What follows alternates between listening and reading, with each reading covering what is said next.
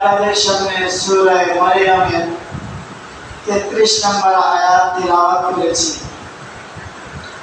আল্লাহ পাক রব্বুল আলামিন সূরা মারইয়ামের 33 নম্বর, যেদিন মানুষ মৃত্যুবরণ করে,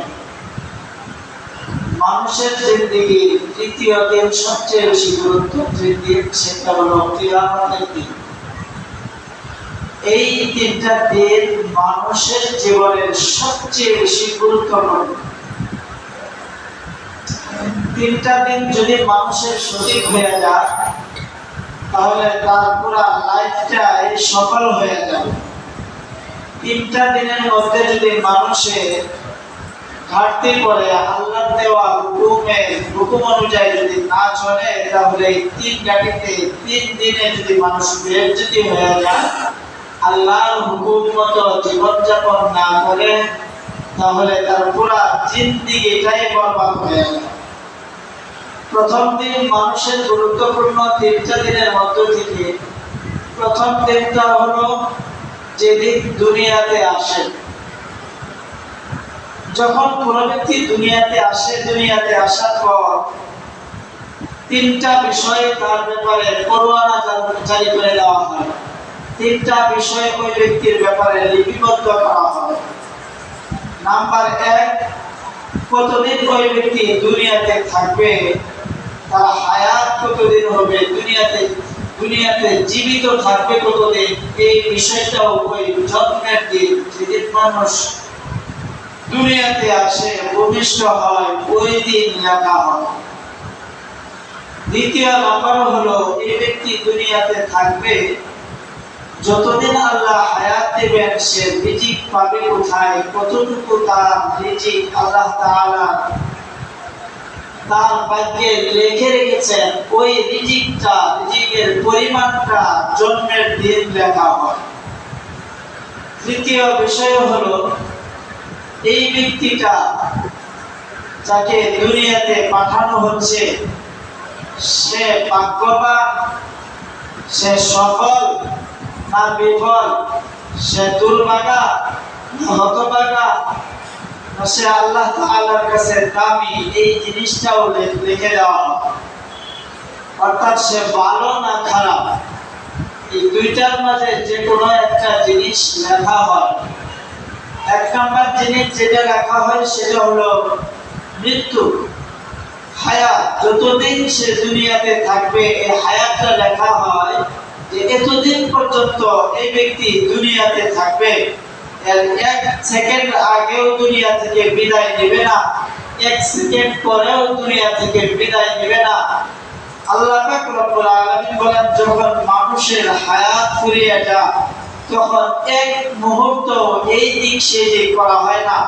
যেদিন জন্মের দিন, যেই তারিখের কথা বলা হয়েছে, যতদিন দুনিয়াতে থাকবে, যত ঘন্টা সে দুনিয়াতে থাকবে, ঠিক ওই মুহূর্তে যে কোনো ভাবে তার মৃত্যু হবেই হবে।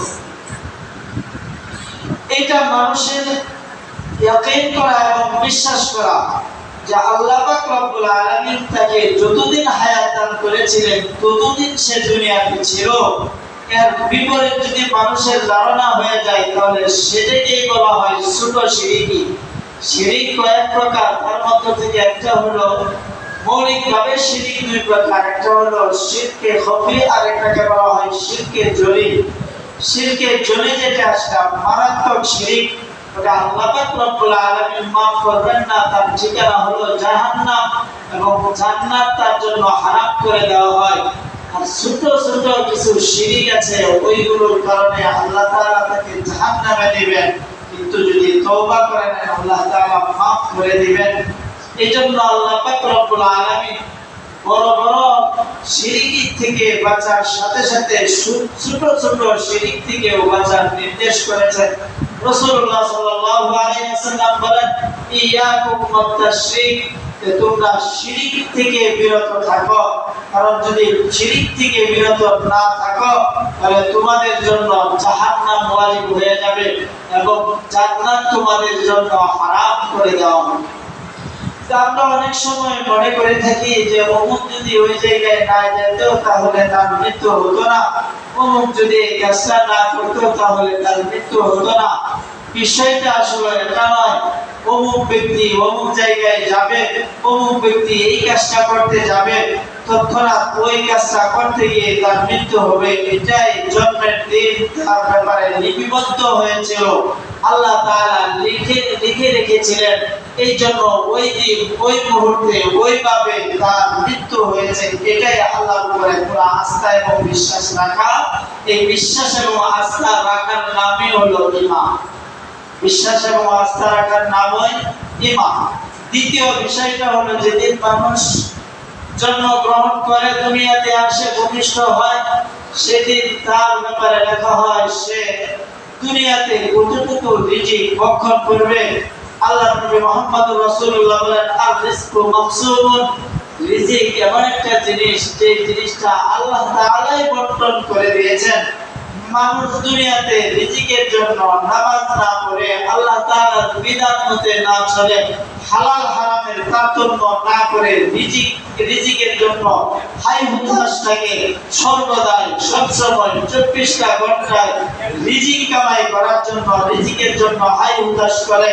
আল্লাহ পাক রব্বুল আলামিন বলেন ওয়াফিস সামা'i রিজকুকুম, তোমরা দুনিয়াতে যতই তালাশ করো তোমাদের ভাগ্যে রিজিক ঢুকবে না, তোমাদের ভাগ্যে রিজিক জুটবে না।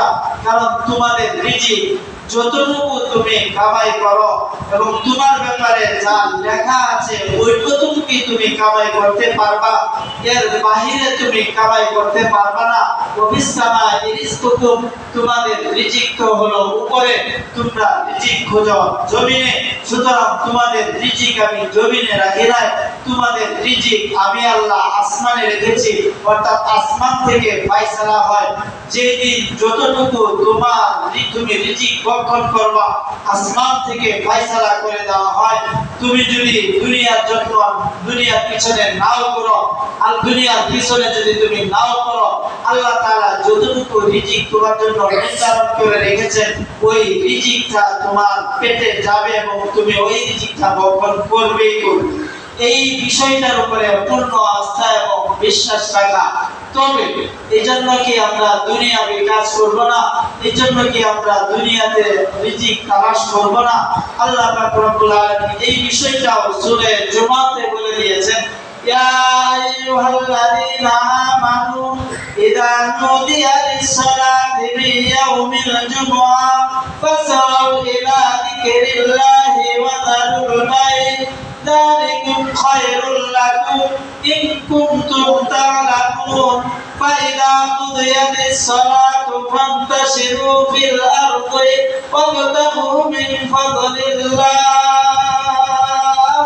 আল্লাহ পাক রব্বুল আলামিন এর মধ্যে বলেছেন ফাইযা কুদিয়াতিস সালাত, যখন তোমরা নামাজটা আদায় করে ফেলবে, যখন তোমরা নামাজটা করে ফেলবে, নামাজ পড়ার পরে তোমরা ফান্তাশিরু ফিল আরদি, জমিনে তোমরা ছড়িয়ে ছিটিয়ে যাও, জমিনে তোমরা ঘোরাফেরা করতে থাকো, ওয়াবতাগু মিন ফাদলিল্লাহ, আল্লাহর রিজিক তালাশ করতে থাকো, আল্লাহর রিজিক তালাশ করতে থাকো, আল্লাহর রিজিক তালাশ করতে থাকো।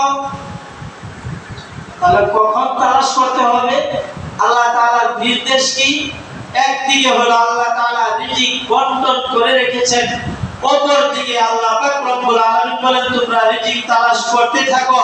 এখন প্রশ্ন হলো আল্লাহ যদি আমার ভাগ্যে রিজিক তো লিখেই রাখছেন, আজকে 2 তারিখে আমি কতটুকু রিজিক আহার করব আসমানে তো লেখা আছে, তাহলে আমি কেন আজকে ব্যবসা বাণিজ্য করব? তাহলে আজকে কেন আমি মজদুরির কাজ করব? কেন আমি আজকে এই কর্ম করব, কাজ করব? রিজিক তো উপর থেকে লেখা আছে, কিন্তু আল্লাহ পাক রব্বুল আলামিন বলেন না, তোমার নামে যে রিজিকটা লেখা আছে এই রিজিকটা তোমার নিতে হবে দুনিয়াতে একটু কষ্ট করে, তুমি তালাশ করে। তবে তালাশটা করবা কিভাবে? আল্লাহ তাআলা নীতিমালা নির্ধারণ করে দিয়েছেন, আমার যে হুকুম নামাজ সেটা পালন করার পর, যেটা ফরজ করেছি তোমার উপর, ফরজ আদায় করার পর তুমি রিজিক তালাশ করো। কি আদায় করার পর? যদি এটার বিপরীত হয়ে যায়, আল্লাহর হুকুম না মানে আল্লাহর ফরজকৃত আমলগুলো যদি না করে রিজিক তালাশ করে, তাহলে ওই ব্যক্তির জন্যই হলো সফলতার কোনো কারণ হতে পারে না। ওইটাই তার জন্য দুর্ভাগ্যের কারণ, ওইটাই তার জন্য দুর্ভাগ্যের কারণ। আল্লাহ নবী মুহাম্মদ রাসূলুল্লাহ বলেছেন, রাসূলুল্লাহ সাল্লাল্লাহু আলাইহি ওয়াসাল্লাম বলেন যে নামাজ আদায় করার পর আল্লাহ তাআলা যে সমস্ত কাজ ফরজ করেছেন, ফরজগুলো আদায় করার পর রিজিক তালাশ করাটাও ফরজ। আল্লাহর দেওয়া হুকুম পালন করার পর রিজিক তালাশ করাটাও ফরজ। আল্লাহ নবী মুহাম্মদ রাসূলুল্লাহ সাল্লাল্লাহু আলাইহি ওয়াসাল্লাম হাদিসের মধ্যে বলেছেন যে তোমরা আল্লাহর হুকুম আগে পালন করো, আল্লাহর হুকুম পালন করে আল্লাহর উপর তাওয়াক্কুল করে আল্লাহর উপর ভরসা করে হালাল পন্থায় রিজিক তালাশ করার জন্য তোমরা দুনিয়াতে চেষ্টা করতে থাকো, দুনিয়াতে ছড়িয়ে ছিটিয়ে পড়ো, দুনিয়াতে তোমরা রিজিক আহার করার জন্য চেষ্টা করতে থাকো। তখন এরপরে আল্লাহ পাক রব্বুল আলামিন তোমাকে আল্লাহ তাআলা রিজিক দান করবেন। ওই রিজিকটাই হবে তোমার জন্য। তুমি ওই রিজিক খায়া যে আমল করবা, তুমি ওই রিজিক খাওয়ার কারণে যে গোশত মাংস হবে, তুমি ওই রিজিক খাওয়ার কারণে তোমার যে রক্তপিণ্ড হবে, এই সবগুলো দ্বারা, এই রক্তপিণ্ড গোশত দ্বারা তুমি যখন ইবাদত করবে, আল্লাহ পাক রব্বুল আলামিন তোমার ওই ইবাদতটা কবুল করে নেবেন। এখন প্রশ্ন হলো, হুজুর যারা ঘুষ খায়, সুদ খায়, ওরা তো কোটি কোটি টাকার মালিক হয়ে যাও, এটাও মনে হয় তাহলে তাদের লেখা ছিল। তাহলে বোঝা গেল যারা সুদ খায়, হারাম পন্থায় কোটি কোটি টাকার মালিক হয়ে যাও, এটাও মনে হয় আসমান থেকে লেখা হয়েছে। দেখেন আল্লাহ তাআলার পক্ষ থেকে যেগুলো আমাদের বিষয়ে নির্ধারণ করে দেওয়া হয়েছে, যেগুলো ফয়সালা করা হয়, এটা হলো দুই ধরনের। কয় ধরনের? দুই ধরনের। আল্লাহ পাক রব্বুল আলামিন দেখেন পরীক্ষা দেওয়ার সময় অনেক প্রশ্নের মাঝে অপশন থাকে। কি থাকে? অপশন থাকে। মনে করেন প্রশ্ন আসে 5টা, অপশন থেকে তুমি যে কোনো 4টা প্রশ্নের উত্তর দাও, না হয় 5টা থেকে 3টা প্রশ্নের উত্তর দাও। তাহলে এখানে অপশন আছে 5টা থেকে যে কোনো 3টা উত্তর দিতে পারে। একজন শিক্ষার্থী যে কোনো 3টার উত্তর দিতে পারে। ঠিক তদ্রূপভাবে আল্লাহ পাক রব্বুল আলামিন মানুষের ক্ষেত্রে দুই ধরনের পরোয়ানা দিয়েছেন। একটা হলো জান্নাতের রাস্তা, আরেকটা হলো জাহান্নামের রাস্তা। একটা হলো হালাল পন্থার রাস্তা, আরেকটা হলো হারাম পন্থার রাস্তা। সুতরাং তুমি যেই পথে যাও, ওই পথে তুমি ধন সম্পদ কামাই করতে পারবা, এটা তোমার ইচ্ছাধীন দেওয়া হয়েছে। সুতরাং মানুষ যদি ভালো কাজ করে, তাহলে এই ক্ষেত্রে আমাদের ঈমান রাখতে হবে, এটা আল্লাহ তাআলার পক্ষ থেকে দেওয়া। আল্লাহ আমাকে তৌফিকটা দিয়েছেন, আল্লাহ আগে লিখে রেখেছেন, এই জন্য এই কাজটা আমি করতে পেরেছি। আর যদি মানুষ খারাপ কাজ করে, যদি গুনাহের কাজ করে, তাহলে তখন তার মানুষের বলতে হয়, মানুষের ভিতরে এটা বিশ্বাস করতে হয় যে এই কাজটা আল্লাহ লিখে রাখেন নাই। এটার পিছনে বাম দিকে চলার জন্য, হারাম পন্থায় উপার্জন করার জন্য, গুনাহের কাজ করার জন্য আল্লাহ তাআলা আরেক মিস্টারকে দুনিয়াতে সৃষ্টি করে পাঠিয়েছেন, যে সে চাইবে তোমাদেরকে বাম পথে নিতে। আর ফেরেশতা সৃষ্টি করেছেন আল্লাহ তাআলা। আল্লাহ তাআলা চান মানুষদেরকে ডান পথে পরিচালনা করতে। সুতরাং তুমি যেই দিকে যাবা, তুমি যদি ডান দিকে যাও, ভালো দিকে যাও, তাহলে তুমি এটা বিশ্বাস করো যে এটা আল্লাহ আমার নামে লিখে রেখেছেন, এই জন্য এই সবের কাজটা, ভালো কাজটা করার তৌফিক হয়েছে। যদি তুমি বাম পথে যাও, খারাপ পথে যাও, তাহলে তুমি তখন বিশ্বাস করো যে আমার এই কাজটা মিস্টার ইবলিসে করে আছে। কি করে আছে? আমরা এখানে নামাজ পড়তে আসছি, আমরা কি কেউ কোনো সময় বলি যে শয়তান আমাদেরকে নামাজটা পড়ার তৌফিক দিয়েছে, বা শয়তান আমাকে নামাজ পড়ায় আছে? এটা কেউ আমরা বলি কেন? যে আসতেছে না, ওই ব্যক্তি একজন নামাজে আসতেছে না, ওই ব্যক্তিকে যদি আপনি জিজ্ঞাসা করুন, তার ভিতরে বিন্দু মাত্র ঈমান যদি থাকে, যারা বেঈমান তারাও বলে যে আমি এই কাজটা করতে পারি না। এবং তাদেরকে যদি আপনি জিজ্ঞাসা করেন, ভাই আপনি নামাজ পড়তে যান নাই কেন? সে বলবে, ভাই শয়তানের ধোঁকায় পড়ে আজকে আর নামাজ না পড়তে পারি না। তাহলে কারণ কি? আল্লাহ তাআলা তাহলে এর দ্বারা বোঝা গেল ভালো কাজগুলো আল্লাহ তাআলা নির্ধারণ করে রেখেছেন, খারাপ কাজটার কথাও বলে দিয়েছেন যে তোমার জন্য শয়তানকে পাঠিয়ে দিলাম, তোমার পিছনে শয়তান থাকবে, বাম দিকে তোমাকে নিয়ে যাবে, আর আমি আল্লাহ তোমাকে নির্দেশ করলাম ডান দিকে যাইতে। তবে আল্লাহ তাআলার নিয়ম হলো পরীক্ষার হলের মতো যে টিচার 4-5টা প্রশ্ন করেছে, যে কোনো 3-4 প্রশ্নের উত্তর দাও, কোন টিচার বাধ্য করে না যে 1 নং প্রশ্নের উত্তর তোমার অবশ্যই দিতে হবে, 4 নং প্রশ্নের উত্তর অবশ্যই তোমার দিতে হবে। যেমন প্রশ্নের মধ্যে এমন কোন দ্বারা সাধারণত থাকে না, ঠিক তদ্রূপভাবে আল্লাহ তাআলা 2টা দিক নির্ধারণ করে দিয়েছেন, একটা হলো হালাল পন্থা, একটা হারাম পন্থা। আল্লাহ তাআলা কোন রাস্তায় যাইতে বাধ্য করেন না। এইজন্য দুনিয়া দারুল ইমতিহান, দুনিয়াটা হলো একটা ইমতিহানের জায়গা, পরীক্ষার জায়গা। পরীক্ষার মাঝে যেমন ছাত্র ছাত্রীদেরকে পূর্ণ স্বাধীনতা দেওয়া হয়, একটা ছাত্র ছাত্রী ফেল করার মতো সে লেখে, এরপরে উস্তাদ তখন টিচার তাকে বাধা দেয় না লিখতে। একটা শিক্ষার্থী একদম সুন্দর ভালোভাবে লেখাপড়া করতেছে, সে ভালো নাম্বার পাবে, এমনকি টিচার জানে, এরপরে তাকেও বাধা দেয় না, দুজনের সমানভাবে। অথচ টিচার জানে সে যেভাবে লেখালেখি করতেছে সে অবশ্যই ফেল করবে, এরপরেও তাকে বাধা দেওয়া হয় না কেন? এটা হলো পরীক্ষার জায়গা। পরীক্ষা ক্ষেত্রে যদি তাকে ফলে যদি বাধা দেওয়া হয়, পরীক্ষা থাকে না। আমি আপনি যদি জাহান্নামের দিকে যাইতে চাই, হারাম পন্থায় যাইতে চাই, গুনাহের কাজ করতে চাই, হারাম পন্থায় ধন সম্পদ কামাই করতে যাই, হারাম অবৈধভাবে যদি ধন সম্পদ কামাই করতে যাই, এই ক্ষেত্রে যদি আল্লাহ তাআলা বাধা দেন, আল্লাহ তাআলা পারেন বাধা দিতে, বাধা দিবেন না। এই জন্য দুনিয়াটা হলো পরীক্ষার হল। পরীক্ষার হলের নিয়ম হলো যে যা করার তাকে অনুমতি দেওয়া হয়, কিন্তু পরীক্ষার হলে বলে দেওয়া হয় এইভাবে যদি লিখতে পারো তাহলে তুমি সফল হবে, এইভাবে যদি লেখো তাহলে এই প্রশ্নগুলোর উত্তর এইভাবে যদি না দাও তাহলে তুমি ফেল করবা। ঠিক আল্লাহ তাআলা বলে দিয়েছেন এই রাস্তায় যদি তুমি চলো তোমার জন্য জান্নাত, ওই রাস্তায় যদি তুমি চলো তোমার জন্য জাহান্নাম। শুধু আল্লাহ তাআলা 2টা রাস্তা দেখাচ্ছেন, কোন রাস্তায় বাধ্য করেন নাই। 3 নম্বর জন্মের সময় যা লেখা হয় ওই ব্যক্তি সৌভাগ্যবান না দুর্ভাগ্য।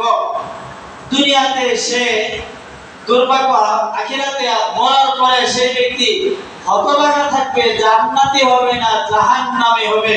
আগের যে প্রশ্ন, কারণ আমি জাহান্নামে আমি সওয়াবের কাজ করতে পারি না, তার মানে আল্লাহ আমার নামে লিখে দেন নাই, কথাটা এমন না।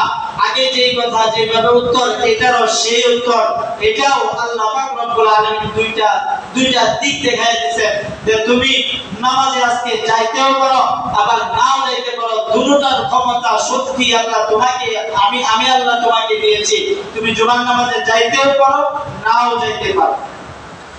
এরপরে আরেকটা মানুষের জীবনে দ্বিতীয় আরেকটা দিন হলো সবচেয়ে বেশি গুরুত্ব, সেটা হলো মৃত্যুর দিনটা। মৃত্যুর দিনটা মানুষ দুনিয়াতে থাকা অবস্থায় 50 বছর 50 বছর 60 বছর জিন্দেগি মানুষ যেভাবে কাটাইলো না কেন, মৃত্যুর সময় যদি কোনো ব্যক্তি ইখলাসের সাথে আল্লাহ তাআলাকে হাজির নাজির বিশ্বাস করে যদি ঈমান আনতে পারে, আল্লাহ নবী মুহাম্মদুর রাসূলুল্লাহ সাল্লাল্লাহু আলাইহি ওয়াসাল্লাম বলেন যদি খাঁটি তওবা করে মৃত্যুর আগে খাঁটি তওবা করে সে মৃত্যুবরণ করতে পারে, তাহলে এই 60 বছর 50 বছর 80 বছর জিন্দেগিতে যত গুনাহ করেছিল তওবা করার কারণে এক মুহূর্তে আল্লাহ তাআলা তার জিন্দেগির গুনাহগুলো maaf করে এই মুহূর্তে যদি কালিমা পড়ে যদি দুনিয়া থেকে বিদায় নিতে পারে, তাহলে তার জন্য আল্লাহ পাক রব্বুল আলামিন জান্নাত ওয়াজিব করে দিয়েছেন। তাহলে মৃত্যুর দিনটাও হলো একটা গুরুত্বপূর্ণ দিন। ওই সময় যদি কালিমা নসিব হয়, কারণ পৃথিবীতে যত কাল কিয়ামতের ময়দানে দাঁড়িপাল্লা হবে, যে ওজন মাপা হবে, আমলনামা মাপা হবে মিজানে, সে আমলনামার মধ্যে আল্লাহর নবী মুহাম্মদুর রাসূলুল্লাহ সাল্লাল্লাহু আলাইহি ওয়াসাল্লাম বলেন আসমান এবং জমিনে যা কিছু আছে, আসমান এবং জমিনের মধ্যখান শুধু তাই নয়, আসমানের উপরে এবং জমিনের নিচে সপ্ত আকাশ এবং সপ্ত জমিন পর্যন্ত যা এক পাল্লায় রাখা হবে, যতটুকু ওজন হবে, আর কাল কিয়ামতের ময়দানে কালিমা লা ইলাহা ইল্লাল্লাহু মুহাম্মাদুর রাসূলুল্লাহ যদি আরেক পাল্লায় রাখা হয়, হাদিস শরীফে আছে রাসূলুল্লাহ সাল্লাল্লাহু আলাইহি ওয়াসাল্লাম বলেন পুরো পৃথিবী আসমান জমিন এক পাল্লায় রাখা হলে আরেক পাল্লায় কালিমা রাখা হলে কালিমার পাল্লাই ভারী হয়ে যায়। তাহলে কতটুকু ওজন এই কালিমাটা লা ইলাহা ইল্লাল্লাহু। আগের জমায় আলোচনা করেছিলাম এখানে দুইটা অংশ মৌলিক ভাবে, লা ইলাহা ইল্লাল্লাহু মুহাম্মাদুর রাসূলুল্লাহ, এই হলো দুইটা অংশ। আল্লাহ পাক রব্বুল আলামিন এমন ভাবে এই দুইটা অংশকে সাজিয়েছেন, খুব চমৎকার ভাবে আল্লাহ তাআলা এই কালিমাটা নির্ধারণ করে দিয়েছেন, আল্লাহর নবী নির্ধারণ করে দিয়েছেন। কেন এইভাবে নির্ধারণ করে দিলেন? কালিমার মধ্যে মৌলিক ভাবে দুইটা বাক্য, একটা হলো লা ইলাহা ইল্লাল্লাহ, আরেকটা হলো মুহাম্মাদুর রাসূলুল্লাহ। লা ইলাহা ইল্লাল্লাহর মধ্যে 12টা অক্ষর, মুহাম্মাদুর রাসূলুল্লাহর মাঝেও 12টা অক্ষর। লা ইলাহা ইল্লাল্লাহ যদি কোনো ব্যক্তি ইখলাসের সাথে আল্লাহ তাআলাকে রাজি খুশি করার জন্য লা ইলাহা ইল্লাল্লাহ একবার বলে, হাদিস শরীফ কিতাবে আসছে যেহেতু তার মাঝে অক্ষর হলো 12টা, তাহলে 12 মাসে সে যত গুনাহ করে আল্লাহ তাআলা একবার কালিমা লা ইলাহা ইল্লাল্লাহ বলার কারণে 12 বছরের গুনাহ আল্লাহ তাআলা maaf করে দেন। তাহলে অক্ষর কয়টা? 12টা। লা ইলাহা ইল্লাল্লাহর মধ্যে 12টা অক্ষর, একবার পাঠ করলে আল্লাহ তাআলা 12 মাসের গুনাহ maaf করে দেন। আরেক দ্বিতীয় বাক্যের মধ্যেও মুহাম্মাদুর রাসূলুল্লাহ এটার মাঝেও হলো 12টা অক্ষর। কোন ব্যক্তি যদি মুহাম্মাদুর রাসূলুল্লাহ একবার করে তাহলে তার 12 বছরের গুনাহ আল্লাহ পাক রব্বুল আলামিন maaf করে দেন। শুধু তাই নয়, লা ইলাহা ইল্লাল্লাহর মধ্যে 12 অক্ষর, মুহাম্মাদুর রাসূলুল্লাহর মধ্যে 12 অক্ষর, মোট হলো কয়টা? 24টা। কোন ব্যক্তি যদি পুরো কালিমাটা একবার আল্লাহকে হাজির নাজির করার জন্য হাজির নাজির করে পূর্ণ আশা এবং বিশ্বাস করে পূর্ণ আস্থা রেখে মুহাম্মাদুর রাসূলুল্লাহর উপরে ঈমান এনে আল্লাহর উপরে ঈমান এনে যদি পুরো কালিমাটা একবার পাঠ করে 24 ঘন্টার গুনাহ আল্লাহ পাক রব্বুল আলামিন maaf করে দেন। লা ইলাহা ইল্লাল্লাহু মুহাম্মাদুর রাসূলুল্লাহর মধ্যে অক্ষর হলো সর্বমোট 24টা। একবার কেউ পাঠ করলে তার 24 ঘন্টার গুনাহ আল্লাহ পাক রব্বুল আলামিন maaf করে দেন। এজন্য আমরা বেশি বেশি কেন লা ইলাহা ইল্লাল্লাহটা বেশি বেশি পাঠ করব। কারণ লা ইলাহা ইল্লাল্লাহ মুহাম্মাদুর রাসূলুল্লাহর মধ্যে সর্বমোট বাক্য হলো 7টা। সর্বমোট বাক্য কয়টা? লা একটা বাক্য, লা ইলাহা ইল্লা আল্লাহু মুহাম্মাদ রাসূলুল্লাহ। আল্লাহ, এই হলো সর্বমোট 7টা বাক্য। আর মানুষ গুনাহ করে 7টা অঙ্গের মাধ্যমে। কয়টা অঙ্গ? 7টা অঙ্গ।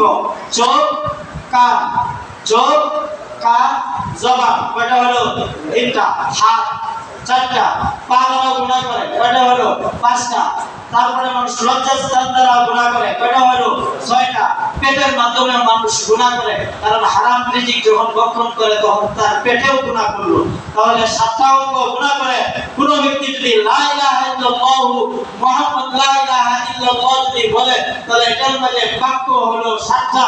তাহলে এই 7 প্রকারের 7 অঙ্গ দ্বারা যে সমস্ত গুনাহ হয়েছিল, যদি শিরকি না হয়ে থাকে, আরেকজনের হক যদি নষ্ট না হয়ে থাকে, 7টা অঙ্গ দ্বারা যত গুনাহ হয়েছে একবার যদি কেউ কালিমা লা ইলাহা ইল্লাল্লাহ করে, এই 7টা বাক্যের উসিলা আল্লাহ পাক রব্বুল আলামিন 7 অঙ্গের গুনাহগুলো আল্লাহ তাআলা maaf করে দেন। এজন্য বেশি বেশি আমরা লা ইলাহা ইল্লাল্লাহ বলবো। তারপরে তৃতীয় নাম্বার আরেকটা দিন মানুষের গুরুত্বপূর্ণ। তাহলে প্রথম নাম্বার হলো যেদিন দুনিয়াতে আসে, এটাও মানুষের একটা গুরুত্বপূর্ণ দিন। যেদিন সে মৃত্যুবরণ করে সেটাও তার একটা গুরুত্বপূর্ণ দিন।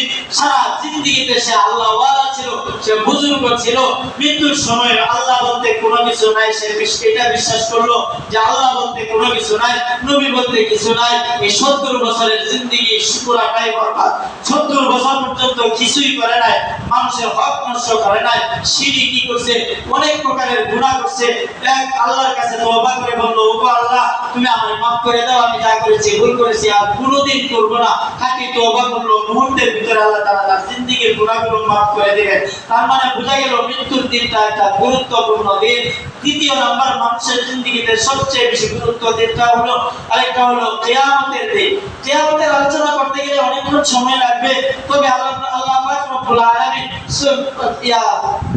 29 নম্বর পারার মধ্যে আল্লাহ তাআলা বলেন যে ওই দিন কিয়ামতের দিন এমন একটা দিন যে যুবকেরা এই পেরেশানির কারণে বৃদ্ধ হয়ে যাবে, চুলগুলো পেকে যাবে, দাড়ি থাকলে দাড়ি পেকে যাবে, এমন টেনশন এবং এমন ব্যস্ততার মধ্যে থাকবে। ইয়াউমা ইয়াজআলুল বিলদানা শিবা, যুবকরা সেদিন বৃদ্ধ হয়ে যাবে। তাহলে যুবক যেদিন বৃদ্ধ হয়ে যাবে, তাহলে কতটুকু টেনশনের কারণে মানুষ বৃদ্ধ হয়ে যাবে একটা যুবক। এই জন্য বলা হয়েছে যে মানুষের 3 নাম্বার আরেকটা সবচেয়ে গুরুত্ব দিন হলো কিয়ামতের দিন।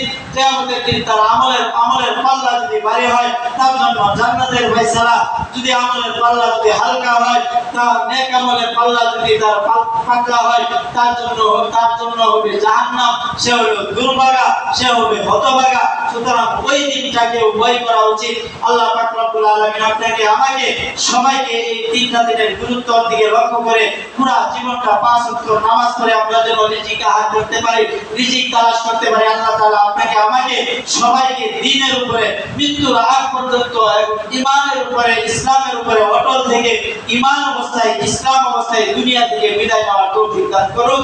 ওয়া আখিরু দাওয়ানা আলহামদুলিল্লাহি রাব্বিল আলামিন। যারা সুন্নাত পড়ে না কবলাতুল আসর